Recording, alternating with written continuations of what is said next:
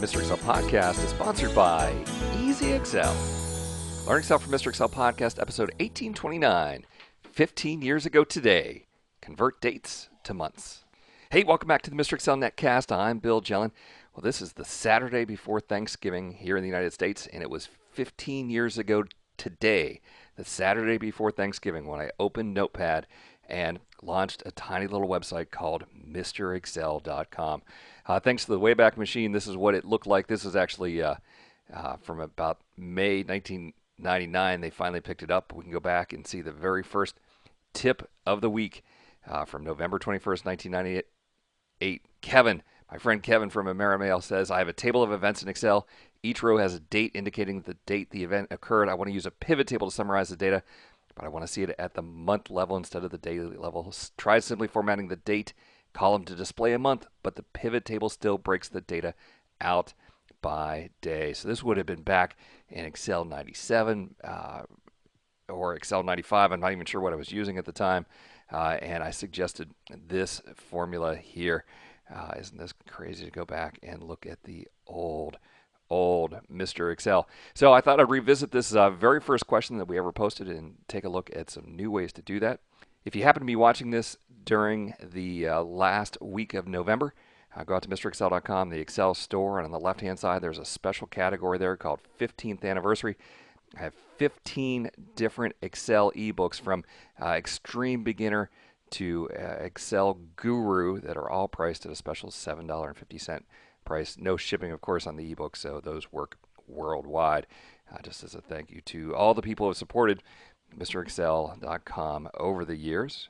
All right, so here we are in Excel 2013, and Kevin wants to convert those daily dates to a month. And the solution that I had back then was equal that date minus the day of that date plus 1 to get me back to the first of the month, and that would allow the pivot table to work. Of course, there are better ways to do this.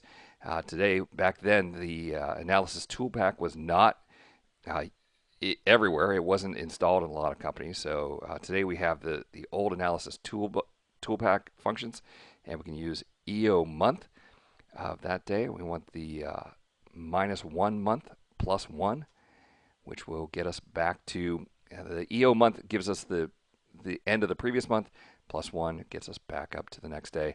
Or, hey, I probably didn't even know it at the time. The text function would be a way to do this. So equal text of that date, and we could say that it is in yyy-mmm format. Although, of course, when we get to the pivot table, that is going to not sort correctly, so that one goes away. All right, the fast way to do this today. So we have daily dates here, and we want to create a pivot table by month. Just go ahead and create the pivot table, insert pivot table, click OK. We're going to put daily dates down the left-hand side. And then whatever you want in the heart of the pivot table, so maybe revenue. We'll move that off to the side. Choose the very first date field, and up here choose group, and then years and months. Click OK. We now have a report that took those daily dates, rolled it up to months and years.